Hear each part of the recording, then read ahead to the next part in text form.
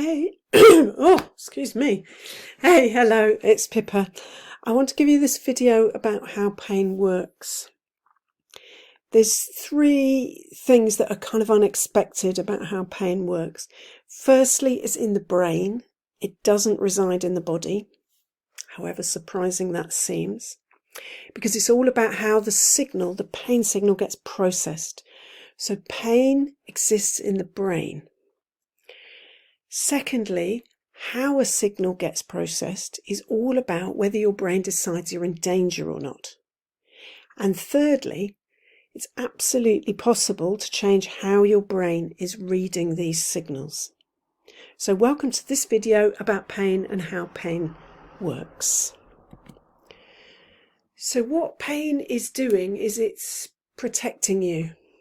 And we need it, don't we? We need to know if we've burnt our hand or something like that. So it's there to protect us. It also creates emotion. And so where the tissue damage is, it'll send signals back to the brain through the spinal cord. But the interesting thing is that in chronic pain, the volume of pain has no relationship to the actual tissue damage. So it may do with the original injury, but after 3 months or so of recovery time, the volume of pain doesn't reflect the tissue damage, and that's important for you to know. So here we are, the brain is looking for danger in me, if you like. It's on alert for that danger.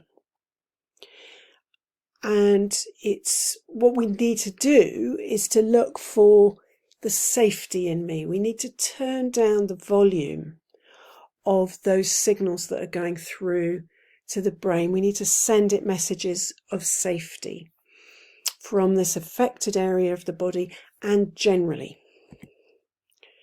So this is another way of looking at it, activating stimulus. So something happens and the brain asks, has this happened before?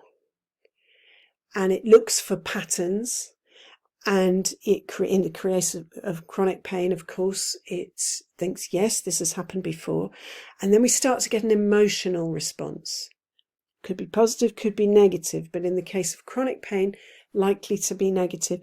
And then we create thoughts that go with that, which again creates more of that kind of looking for danger in the brain that is not what we need right now. So here you've got the brain and the place that hurts, and this illustrates that what we have is these neurons which take messages to and from that place that's hurting. But in these neurons, there are gaps. So these are called synapses. And at each of those gaps, unconsciously, you're deciding whether to let the signal through. And that'll be useful for us when we're working together. So here's a video for you to watch. It's from the Australian Health Service, and it's just another explanation of how chronic pain works. And I think it's beautifully done, and I can't beat it. Everyone agrees that pain is a universal human experience. We now know that pain is 100% of the time produced by the brain. This includes all pain, no matter how it feels, sharp, dull, strong or mild, and no matter how long you've had it. You might have had it for a few weeks or months. This is called acute pain, and it's common with tissue damage, say from a back injury or ankle sprain. And generally, you'll be encouraged to stay active and gradually get back to doing all your normal things, including work.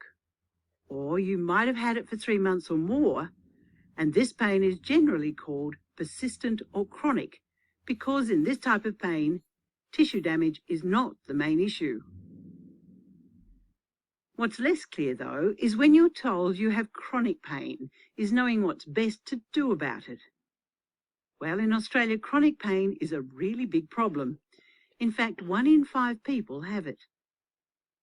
Having a brain that keeps on producing pain, even after the body tissues are restored and out of danger, is no fun.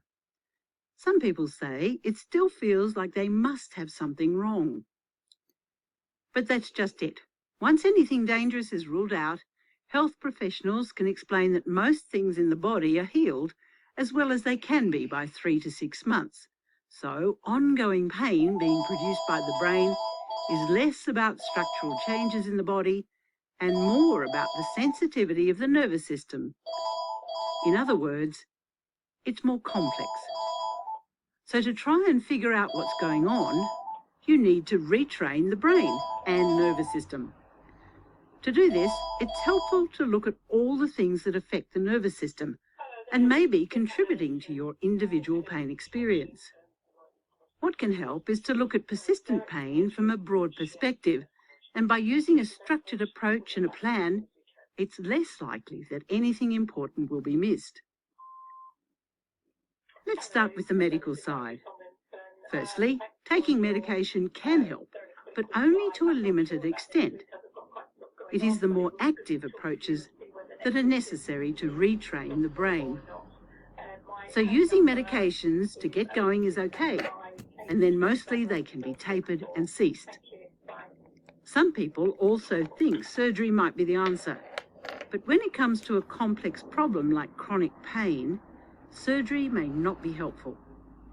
So if you're thinking of surgery, it's best to get a second opinion and remember to consider all the things. Next, it is helpful to consider how your thoughts and emotions are affecting your nervous system. Pain really impacts on people's lives, and this can have a big effect on your mood and stress levels. All those thoughts and beliefs are brain impulses too, but you can learn ways to reduce stress and wind down the nervous system. This helps with emotional well-being and can reduce pain as well. The third area to consider is the role of diet and lifestyle.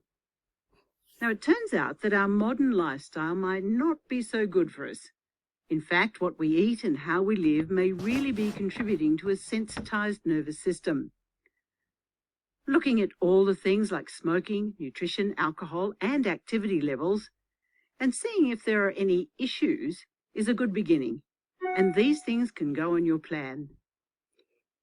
Then there's often enormous value in exploring the deeper meaning of pain and the surrounding personal story by stepping back and looking at all the things that were happening around the time the pain developed.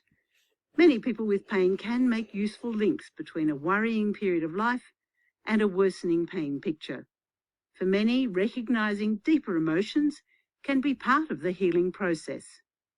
Last, but by no means least, is physical activity and function. From the brain's perspective, getting moving at comfortable levels without fear and where the brain does not protect by pain is best, and you'll gradually restore your body's tissues. So, to sum up pain, it comes from the brain and it can be retrained, and when looked at from a whole person or broad perspective, gives you a lot of opportunities to begin. So, get a helping hand if you need it, set a goal, and begin.